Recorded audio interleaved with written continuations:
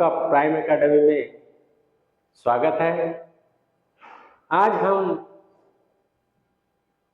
एक नया टॉपिक लेकर आए हैं जो है एस ब्लॉक के तत्व।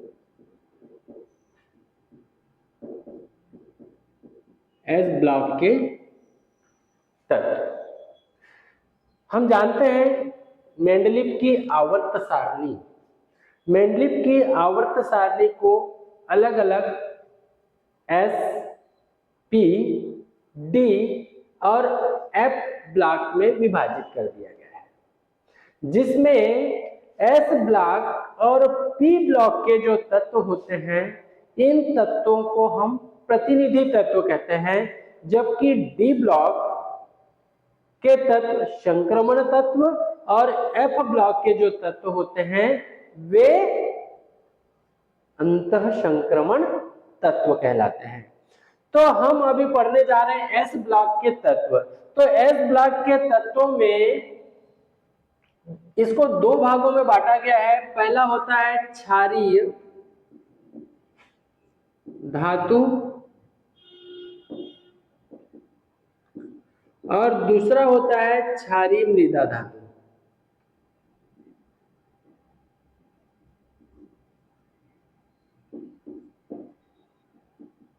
क्षारीय धातु और क्षारीय मृदा धातु।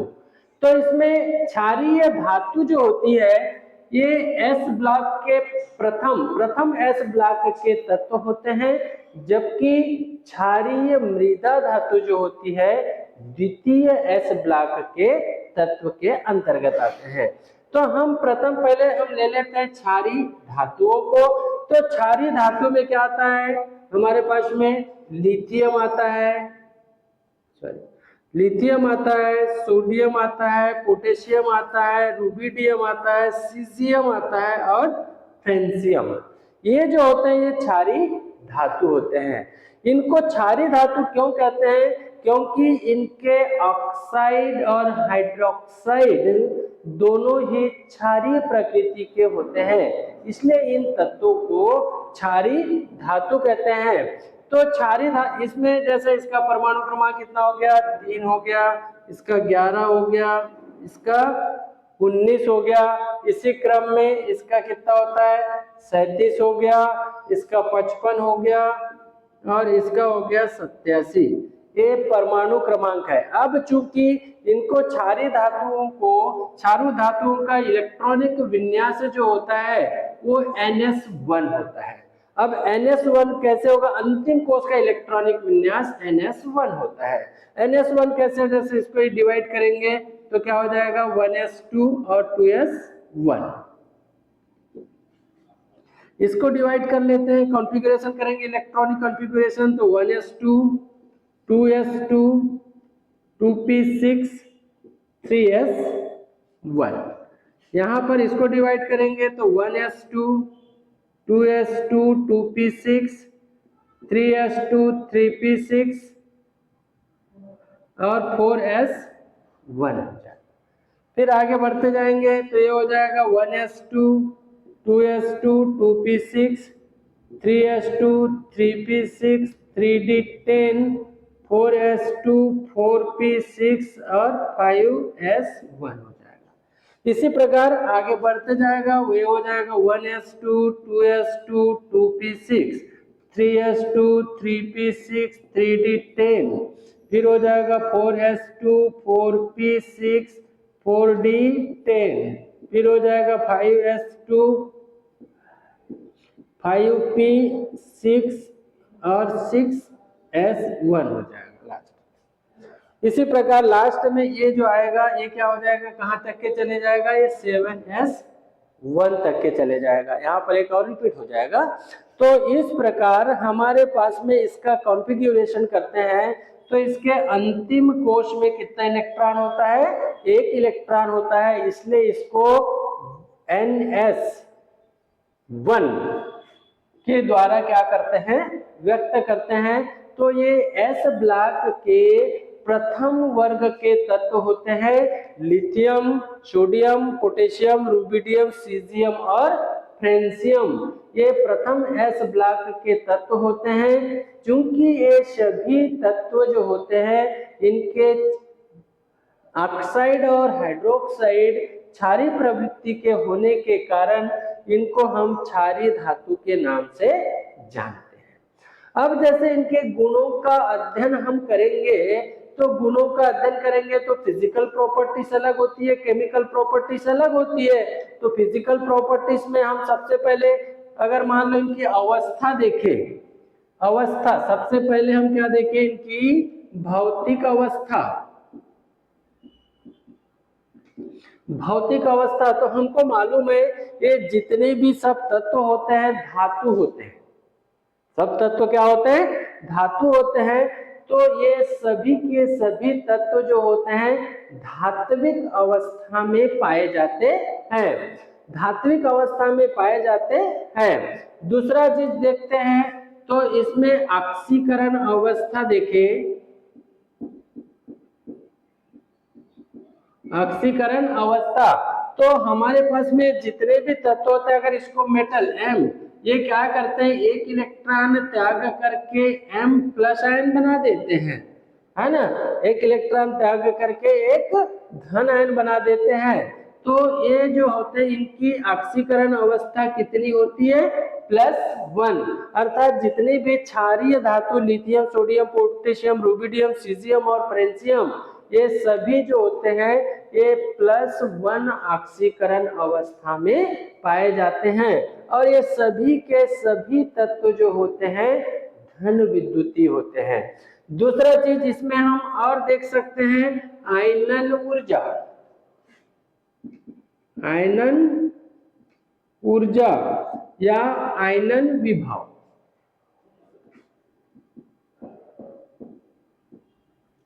आयनन ऊर्जा या आयनन विभव के बारे में देखेंगे तो हम जानते हैं ये तत्व जो होते हैं आसानी से एक इलेक्ट्रॉन त्याग करके, क्योंकि इनके बाह्यतम कोश में कितना इलेक्ट्रॉन है, एक इलेक्ट्रॉन है, तो ये आसानी से एक इलेक्ट्रॉन त्याग करके क्या बना लेते हैं, धन आयन बना लेते हैं और अपना अष्टक जो होता है वो पूर्ण कर लेते हैं। अतः इनकी आयनन ऊर्जा जो होती है वह निम्न होती है, कम होती है। और वर्ग में ऊपर से नीचे जाने पर आयनन ऊर्जा या आयनन विभव का मान जो होता है और भी घटता जाता है।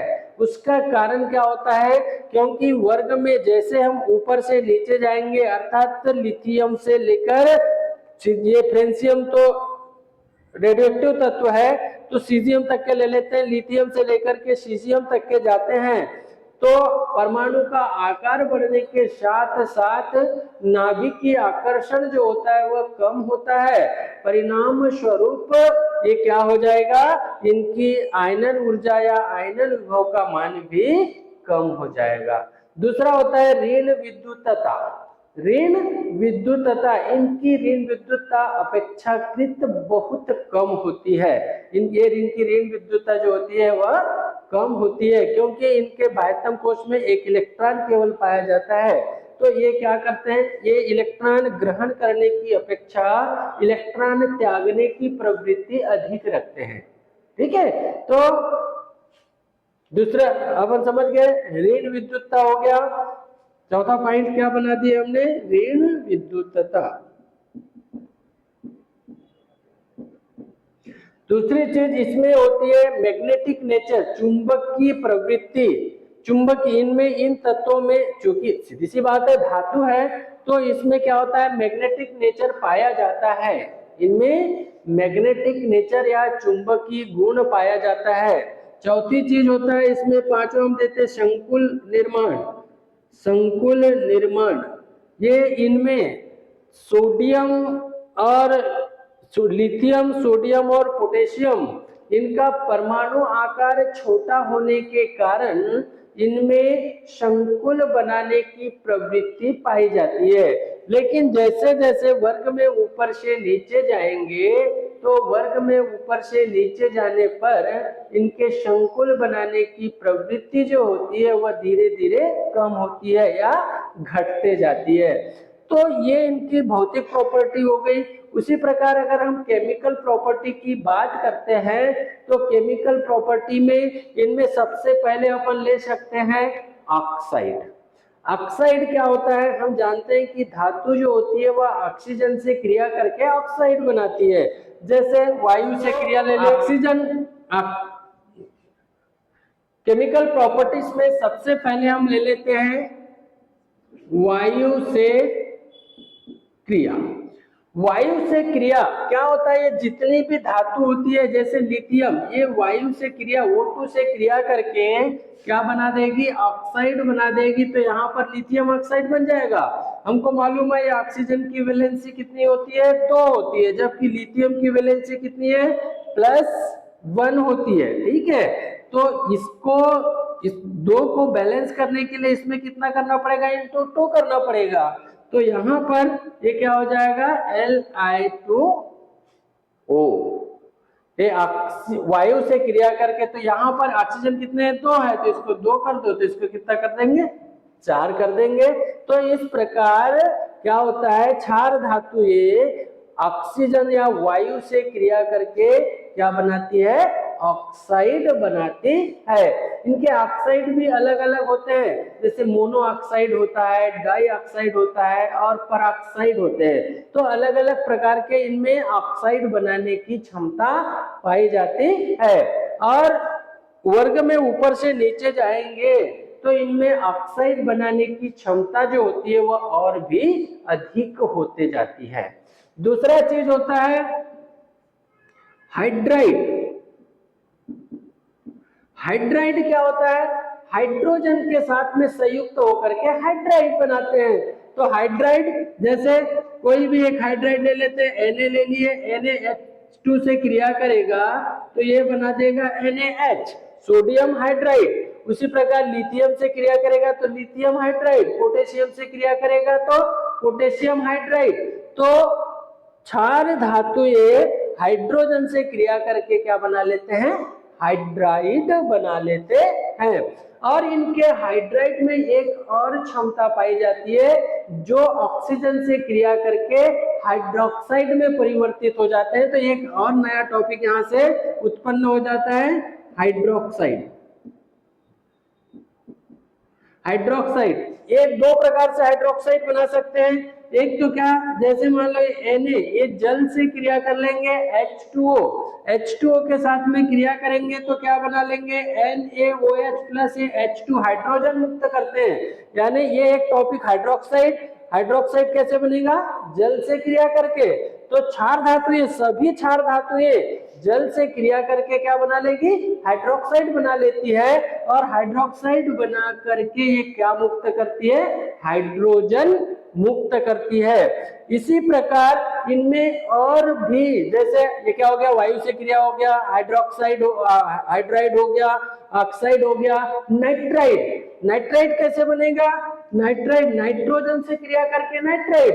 तो क्षार धातुओं में ये एक महत्वपूर्ण गुण पाया जाता है कि इनकी जो ऊपर की जो धातुएं होती है, जैसे लिथियम सोडियम की बात करते हैं, ये नाइट्रोजन से सीधे क्रिया कर लेती है और नाइट्रोजन से सीधे क्रिया करके नाइट्राइड बनाने की इनमें क्षमता पाई जाती है। जैसे हम यहाँ पर ले लें Li, ये क्या बता रहे हैं, नाइट्राइड। तो ये क्या हो जाएगा, Li, ये डायरेक्ट N2 से क्रिया करके क्या बना लेगी, नाइट्राइड बना लेगी। तो ये हो जाएगा Li3N, ये नाइट्राइड बन गया। तो सिंपल सी चीज है, क्षार धातु ये नाइट्रोजन से क्रिया करके नाइट्राइड बनाती है। दूसरी चीज, इनमें एक बहुईथर संकुल बनाने की प्रवृत्ति भी पाई जाती है। किसमें, लिथियम सोडियम, लिथियम तथा सोडियम में बहुईथर बनाने की प्रवृत्ति भी पाई जाती है। मतलब ये एक प्रकार का संकुल होता है जो बहुईथर यौगिक के नाम से जाना जाता है। इतना समझ में आ गया। इसके बाद में हम क्षार धातुओं की देखें तो क्षार धातुओं का हमारे जैविक तंत्र में क्या महत्व है। क्वेश्चन आता है कभी कभी कि क्षार धातुओं का जैविक तंत्र में महत्व समझाइए। तो हमको इतना मालूम होना चाहिए कि क्षार धातु चाहे वह कोई भी स्तनधारी हो, जैसे मनुष्य हो गया, चूहा हो गया, खरगोश हो गया, इन स्तनधारियों में सोडियम तथा पोटेशियम आयन बहुत ही महत्वपूर्ण भूमिका निभाते हैं। इस मनुष्य में सोडियम तथा पोटेशियम का रेशियो जो होता है वो 7:1 होता है। मतलब हमारे जैव तंत्र में 7 भाग सोडियम और 1 भाग क्या होता है, पोटेशियम होता है। और ये जो हम कह सकते हैं कि सोडियम तथा पोटेशियम जैव तंत्र में महत्वपूर्ण भूमिका निभाते हैं। मतलब ये आवश्यक होता है। अब जैव तंत्र में कैसे भूमिका निभाते हैं आप लोग जानते होंगे। जैसे हार्ट बीट, क्लोराइड शिफ्ट का नाम सुने होंगे आपने, नहीं सुने तो कोई दिक्कत नहीं है। तो क्या होता है, हमारे हार्ट की धड़कनें होती है, ये हार्ट की धड़कनें जो धड़कते रहती है वो किसके कारण होती है, सोडियम और पोटेशियम आयनों की उपस्थिति के कारण होती है। अगर हमारे बॉडी में सोडियम या पोटेशियम आयनों की कमी हो जाए या अधिकता हो जाए तो हार्ट की जो धड़कन या बीट जो होती है वह क्या हो जाएगी, कम हो जाएगी या ज्यादा हो जाएगी।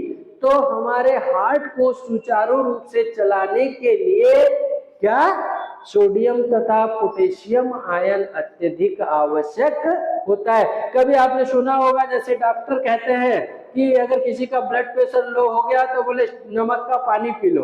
क्यों? क्योंकि नमक में क्या पाया जाता है, सोडियम पाया जाता है। और अगर बीपी ज्यादा हो जाता है, ब्लड प्रेशर ज्यादा होता है तो डॉक्टर सलाह देते हैं आप नमक कम खाया करो। उसका कारण क्या होता है, उसका कारण यही होता है क्योंकि हार्ट को प्रोटेक्ट करने के लिए और हार्ट की धड़कन जो होती है इसको सुचारू रूप से संचालित करने के लिए हमारे बॉडी में सोडियम तथा पोटेशियम आयनों का अनुपात 7:1 बना रहना चाहिए। तो इस प्रकार हमारे जैव तंत्र में सोडियम तथा पोटेशियम एक महत्वपूर्ण घटक या महत्वपूर्ण धातु के रूप में कार्य करते हैं। ठीक है, अब ये एस ब्लॉक के अपन तत्व पढ़ते हैं तो इसमें मैं कुछ और महत्वपूर्ण चीज बता दूं आपको। यहाँ पर ये जो लिथियम जो दिख रहा है ना, ये लिथियम इन अन्य धातुओं से कुछ भिन्नता प्रदर्शित करता है। ये भी एक क्वेश्चन बनता है, क्या कारण है कि क्षार धातुओं में या प्रथम वर्ग में लिथियम अपने वर्ग के अन्य तत्वों से गुणों में असमानता प्रदर्शित करता है या असंगत व्यवहार दर्शाता है। तब ऐसे स्थिति में इसका मुख्य कारण क्या होता है, सबसे पहला कारण होता है क्षार धातुओं में ये लिथियम जो होता है अपने अन्य धातुओं से असंगत व्यवहार या असामान्य व्यवहार प्रदर्शित करता है। इसका कारण क्या है, क्वेश्चन बनता है। तो पहला कारण होता है परमाणु का आकार। परमाणु का आकार, अब परमाणु का आकार कैसे, हमने अभी बताया था कि इसमें केवल मतलब 3, इसका परमाणु क्रमांक 3 है। तो इसमें कितनी कक्षा, केवल 2 कक्षा है। यहाँ पर क्या हो जाएगा, 2, 8 और 1 होता है। यहाँ पर 2, 8, 8, 1 होता है ना। इस प्रकार बढ़ते जाएगा। यहाँ पर 2, 8, 18, 8 और 1 होता है। तो इसी प्रकार यहाँ पर हो जाएगा 2, 8, 18, 18, 8, 1 हो जाता है। तो इस प्रकार एक क्रम बढ़ता है। तो क्या बढ़ रहा है, नंबर ऑफ क्लास बढ़ रही है, कक्षा की संख्या में वृद्धि हो रही है। तो कक्षा की संख्या में वृद्धि हो रही है मतलब इसमें 2 कक्षा यानी 2 इतना हो गया। यहाँ पर 3 कक्षा आ गया तो इसका आकार और बढ़ जाएगा। 4 कक्षा होगी तो और आकार बढ़ जाएगा। तो परमाणु का आकार बढ़ रहा। यहाँ पर लिथियम का परमाणु आकार जो होता है वो क्या होता है, छोटा होता है, जिसके कारण लिथियम अपने वर्ग के अन्य तत्वों से भिन्नता प्रदर्शित करता है। दूसरा चीज होता है, हाँ तो हम आगे देखें, एक क्वेश्चन बनता है इसमें, क्या कारण है कि लिथियम अपने वर्ग के अन्य तत्वों से भिन्नता प्रदर्शित करता है या असंगत व्यवहार प्रदर्शित करता है। तो उसका पहला कारण एक होता है परमाणु आकार। परमाणु आकार मतलब परमाणु आकार का तात्पर्य क्या है, लिथियम का जो परमाणु आकार होता है अपने वर्ग के अन्य तत्वों से छोटा होता है, अन्य तत्वों से छोटा होता है। तो परमाणु आकार छोटा होने के कारण ये अपने वर्ग के अन्य तत्वों से भिन्नता प्रदर्शित करता है। दूसरा होता है ऋण विद्युतता।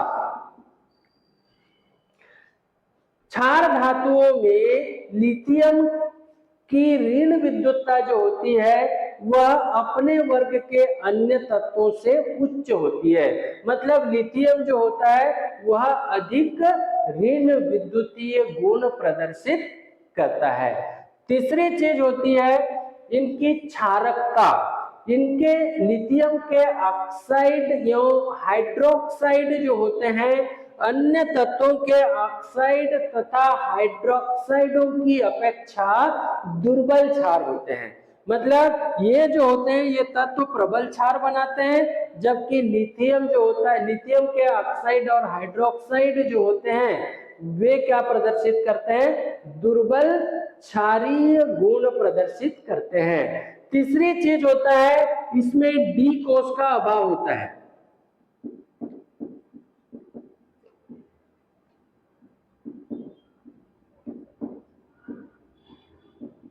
डी कोष का अभाव। लिथियम में चूंकि दो ही कक्षा है तो ये एस और एस से बनता है, एस और पी से, जबकि यहाँ पर ये एस से बनेगा, एस पी, और ये एस पी और डी से बनेगा, है ना। तो लिथियम में डी कोष का अभाव होता है, जबकि अन्य तत्वों में डी कोष उपस्थित होता है। तीसरी चीज इसमें होता है कि चौथा, लिथियम क्षारीय मृदा तत्व मैग्नीशियम के साथ में विकर्ण संबंध प्रदर्शित करता है। मतलब इसमें विकर्ण संबंध दर्शाने का गुण पाया जाता है, जबकि अन्य तत्व जो होते हैं इनमें विकर्ण संबंध नहीं दर्शाते हैं। ये तत्व जो होते हैं विकर्ण संबंध नहीं व्यक्त करते। लिथियम विकर्ण संबंध प्रदर्शित करता है। दूसरी चौथी चीज होता है कि लिथियम जो होता है यह वायु से अप्रभावित होता है, मतलब वायु द्वारा अप्रभावित रहता है, जबकि अन्य तत्व जो होते हैं ये प्रभावित होते हैं। तो इन कारणों के कारण लिथियम जो होता है वह अपने वर्ग के अन्य तत्वों से भिन्नता प्रदर्शित करता है।